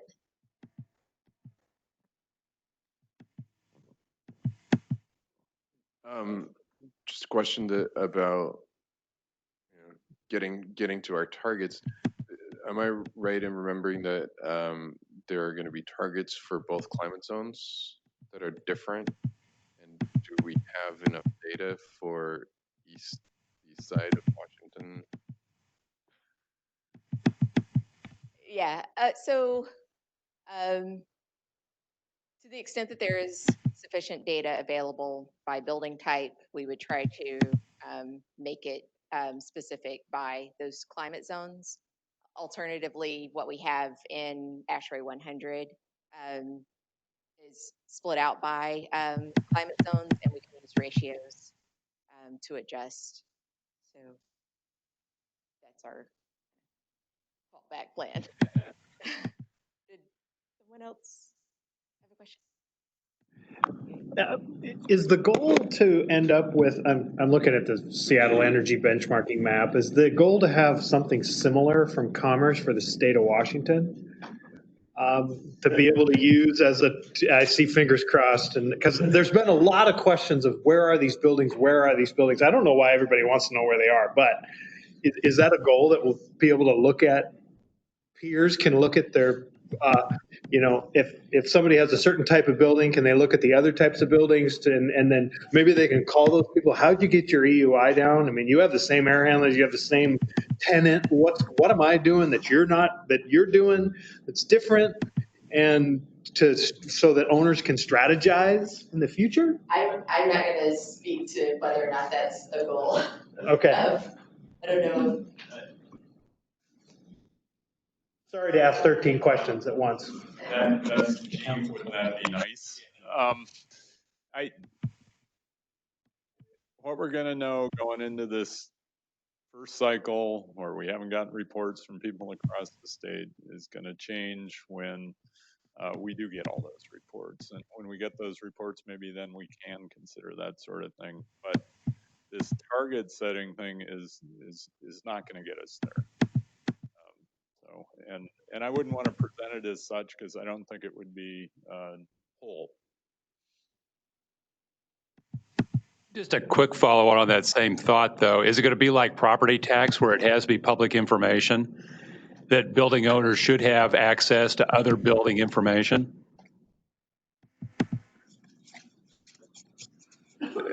Well, so anything that's reported to the Department of Commerce is going to turn into a public record. How we display, advertise, or not is, a matter of course. I don't know.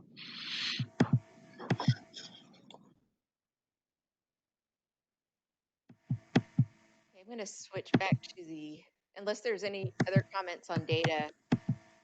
Okay. CBSA, that'd be the 2014 CBSA, because 2018 still in progress? Yeah, we don't have 2018 Okay. yet, but it's not just 2014, because the buildings changed in the samples. So we'll be using data that we have from 2011. What was the previous one? 2009? 2008, sorry. So to the extent that there's good data from previous stock assessments, we'll be incorporating that too.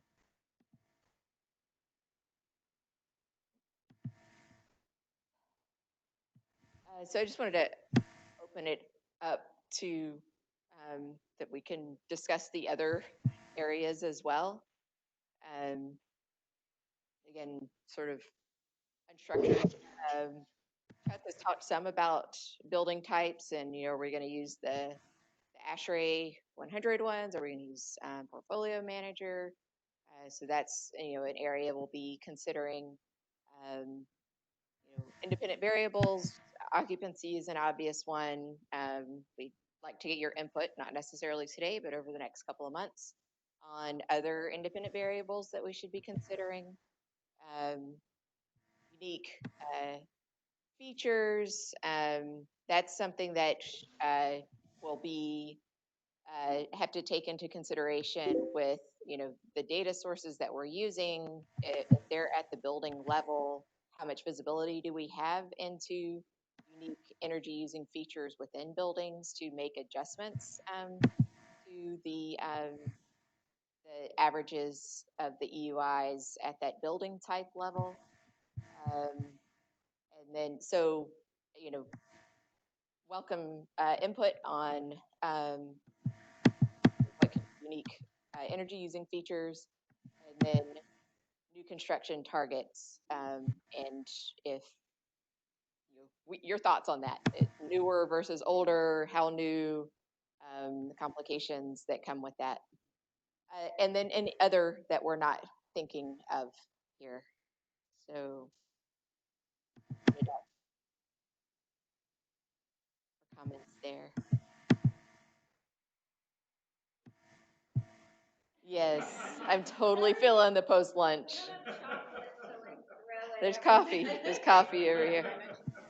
Did you have something to add? Yeah, I just wanted to add that one, we are really interested in ensuring that these are the main categories, because as we discussed at the beginning, we're trying to create a framework here so that people can follow along the process and understand the main categories. And so we're going to stay pretty consistent with these. And so if there's anything that people think doesn't really fall within one of these categories that would warrant having a whole nother category, let us know either now, or you can send it in, and we'll be posting requests request for specific input as well. And there's a process for providing that input.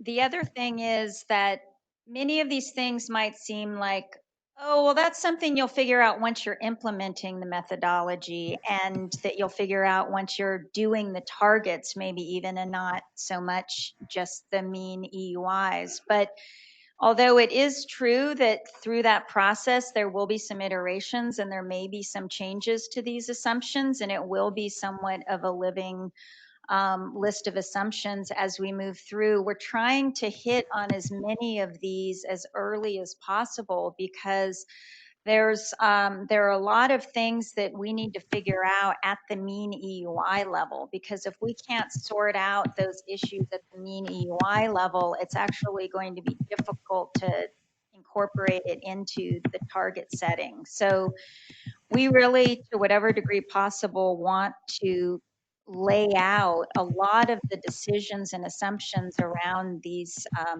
different questions within the methodology itself, so that once we start implementing the methodology, we have a much clearer roadmap, at least something that we can kind of reference back to and say, no, that wasn't really the right assumption, we need to change it there. So just to give you a sense that this really is something that we want to do in this next couple months, and that it's not a far away thing. So one of the questions that I just thought of was almost many of the buildings, some of the really high energy users, I was just looking at some of the hospitals. They have a mixed use. They've got some gift shops, some acute care hospitals, some cafe. Sometimes they have an attached medical office building. When figuring out the benchmarks and comparing it to the EUI mean, are you going to, for the data, is a consideration going to be to figure out the use and because the buildings will have a mixed type that was discussed a couple workshops ago, and that really makes the comparison to existing stock complicated. That's a good point. I was talking about this, I think, in one of the breakout sessions earlier, that, you know, there will be this ability to, if you have a mixed use building, to do a weighted, develop your own target, basically.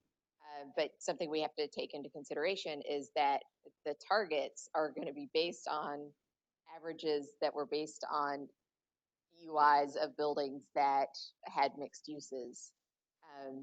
So, you know, the scope of our work is really at that kind of building level. It's not digging into how each building in our data set is using the energy. But I think as we're kind of looking at the distribution of the energy use of the buildings by building type, when we see like outliers, we'll dig in to see, try to understand, well, why is that an outlier? Is that something that should really be affecting this energy, this average, or is it truly an outlier? So we'll be looking at it on that, considering it that way.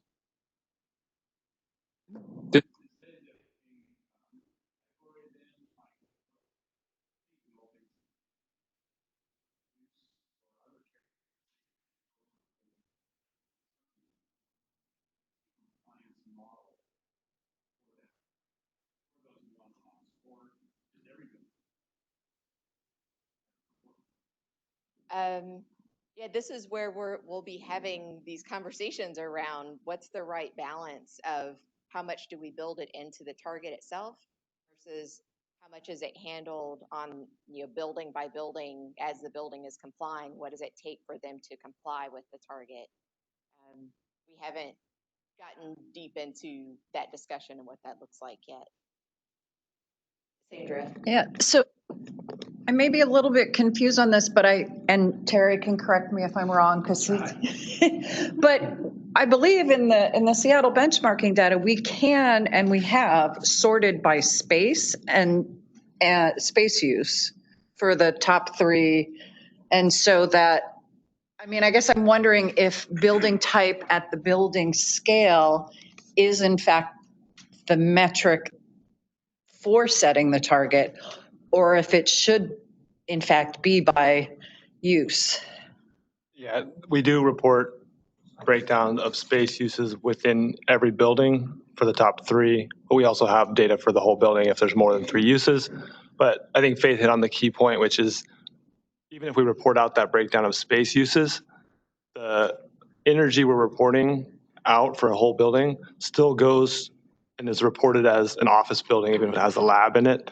That goes into the average office overall. And we have no way of breaking apart that use by space before it goes into a calculation for the space type.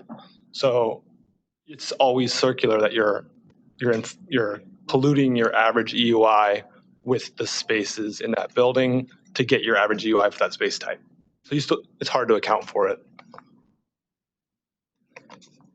I was just going to building on what Sandra said. I think the space use is important. In the energy code, we have a building approach and we have a space by space approach for lighting. And that could be an optional approach to do a building wide EUIT or space by space EUIT weighted. Yeah, I would just say these are really excellent questions and comments for where we're at in the process, because our very next step is to start pulling all the data together and looking at what's actually there and what we can pull out of it. And so we'll be thinking about that, particularly in relation to mixed use, because one of the other things we'll be thinking about is, again, how much of this needs to be addressed within the context of the target and how much of it is already built into ASHRAE 100 in terms of how you're setting your own individual target. And so setting your own individual target if you're mixed use and what those ratios are. And so I think we'll just have to be thinking about what questions do we need to be asking ourselves when we're looking at the data and when we're looking at what's represented in the data. Mostly it's the primary use for these studies, and it's assuming a certain ratio for that use type. So we'll be needing to dig into the methodologies of those studies as well. I have a couple of comments regarding building types. It's my understanding that a lot of the complaint around Energy Star is that there's not enough building types. And the answer that EPA gives back is that we don't have the data for it. So that might be a clue. And the second thing is if I'm a building owner, do I want to have one set of building types as it relates to this legislation and a different set of building types as it relates to perhaps the City of Seattle's legislation? Right now, if I do a tune-up on my building, I actually have to make sure that the building types in the tune-up report match up exactly with the building types in Energy Star Portfolio Manager. If you come up with a different set, now I've got to go sort of cross-reference that to a third one. It just seems like it adds confusion. Right. So Seattle is using the Energy Star Portfolio Manager building types. Is that correct? Seattle uses only Energy Star property types. Energy Star scores are generated for only a small number of property types, but Portfolio Manager has over 80 property types within the tool. So that's not really a limitation for this policy. I mean, it's still, you still need data to generate targets for each of those building types, which is a challenge, obviously. But if you want a lot of property types, Energy Star can allow for that. And I think the law says, it's either ASHRAE 100 or Energy Star building type taxonomy. And there's a mapping of the ASHRAE 100 to the Energy Star, so we can see what those look like and how they collapse or expand when you cross-reference them. I mean, I definitely hear the point that, there's not enough building types. There won't be enough building types until you've got a building type for every building out there, right? Because every building is unique. We hear that. But we can't can't develop it at targets at that level, right? So, yeah. Right.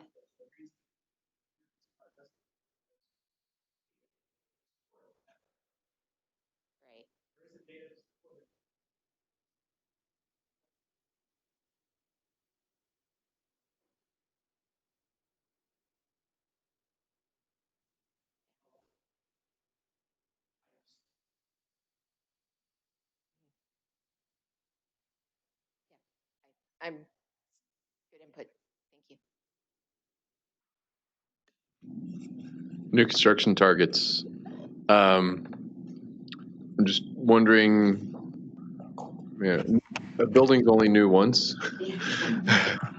As soon as you start using it, it's not new anymore. And so I'm a little bit confused by including it here. And I'll also wondering if Poppy can expand on how this interacts with the commercial code enhancement and if those targets are aligning with these targets.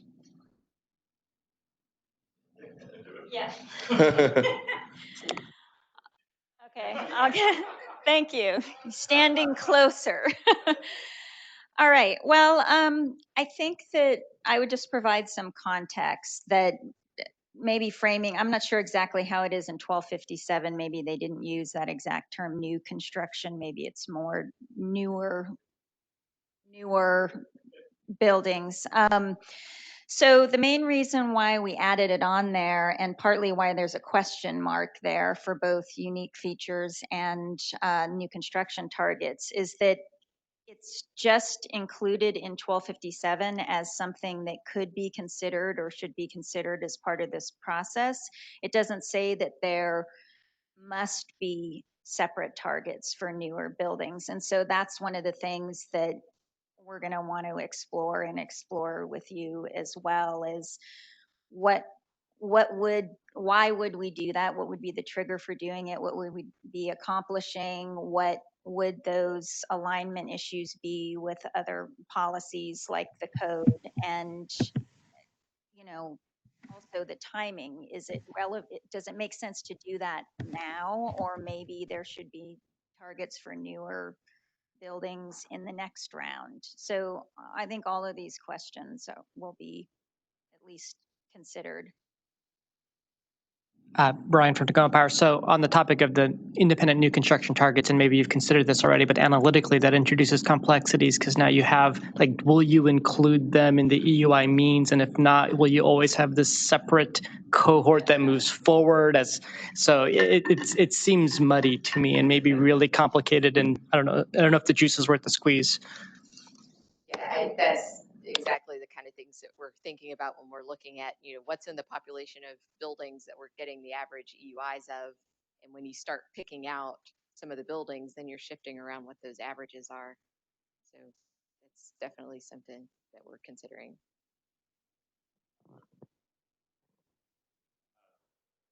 Yeah, this is Chuck. I do just want to throw in the prospect that we know new construction should be better based on recently developed and adopted codes. If there's enough of a signal in the information, should we in fact say anything built 2015 or later, 5% less, or whatever needs to happen. The second part about new construction is it's unlikely that applying an energy audit is the right approach to new buildings. So what would the approach be for buildings that exceed their target that are relatively new construction? And that would be another set of considerations we'd have to think about. And I also heard brought up during one of the breakout sessions today that, maybe it's not so much a separate target for newer construction, but for older construction. So I'm letting you know that I heard that. I'm not promising anything, but definitely heard that. I'm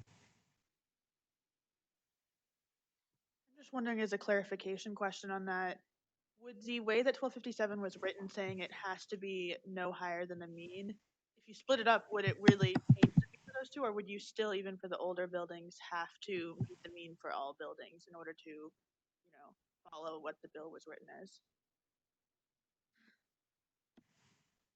Good question. I'm not going to answer right now.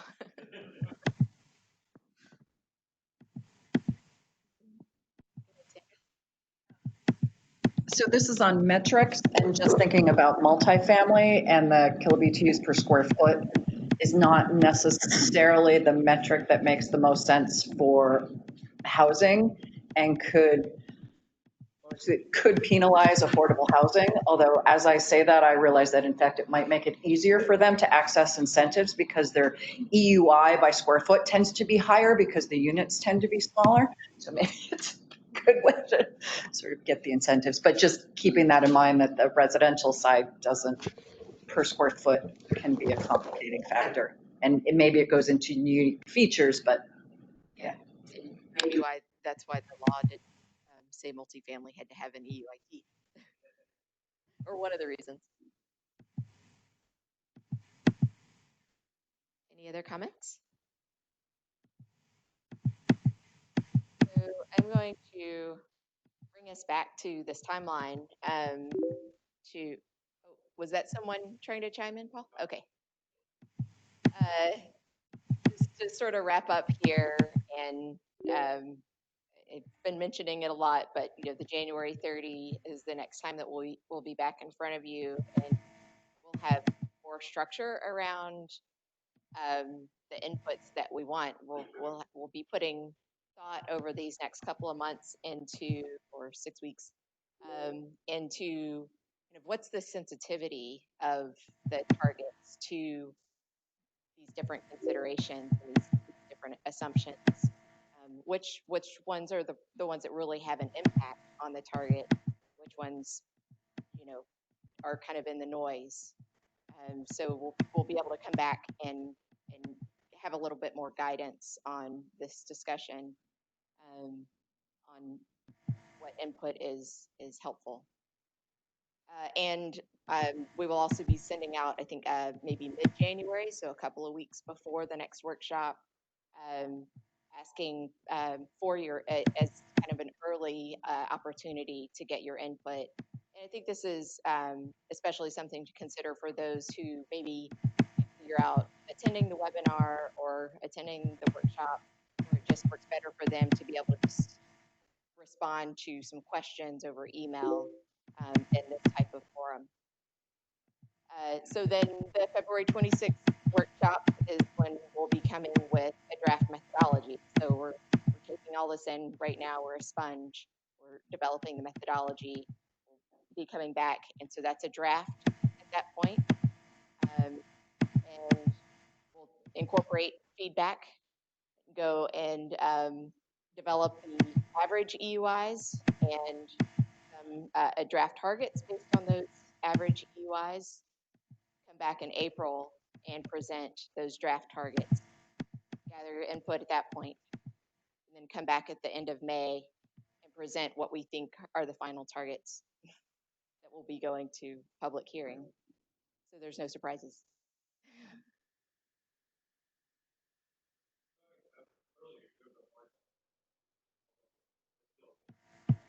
Yes, so, and sorry, I didn't say this before. This is the target process timeline.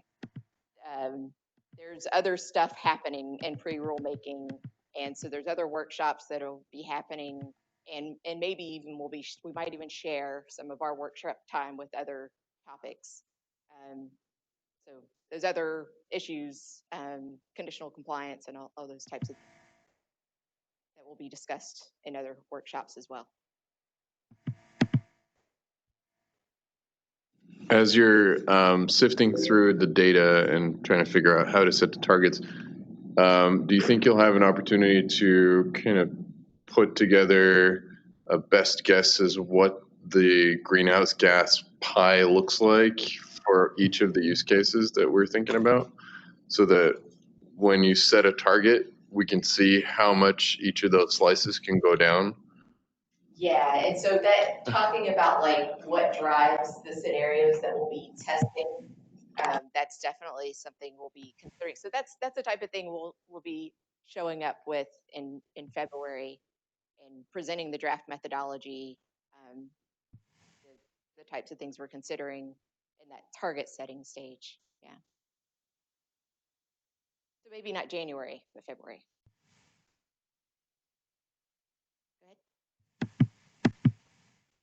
One other thought on we're talking about the average and identifying the average for the different building types. And I'm sure this is part of how you're going to be doing it, but for different building types, what square footage is above average, what number of buildings are above average, and that could in turn influence where the targets get set. Yeah. I'm sure. Yeah, that's definitely the kind of things we'll be analyzing as we're looking at we've got all this data. What is representative of the buildings in Washington State? And how is it representing them, the size of the building? Yeah.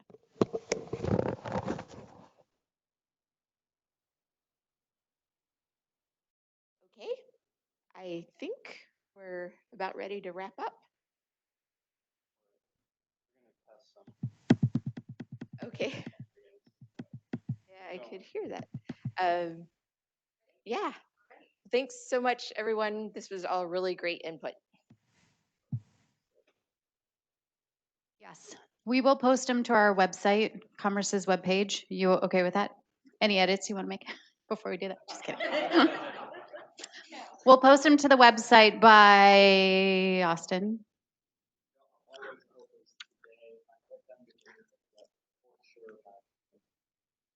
So I'll have them posted shortly. Thank you, everybody, for the intention, engagement, enthusiasm, and thoughtfulness with the conversations today. Thank you so much, Faith and Poppy, for the great content and facilitation. We really appreciate each and every one of you coming. Next week, we have the last of our December workshops happening here at the Smart Building Center, December 19th, and we're going to be talking about economic criteria with Greg Rock. So we're looking forward to that discussion. Safe travels, and thank you so much. Anything else? Good? We're good? Okay, that's a wrap. Amy. Just quick question. Have you all decided on locations for the 2020 workshops that you've set so far? We haven't, but we will be posting those locations along with topics shortly. And word has it Chris is willing to have us over to Spokane, so we'll be sure to have an East Side meeting. Chris? Yeah? Okay. Thank you.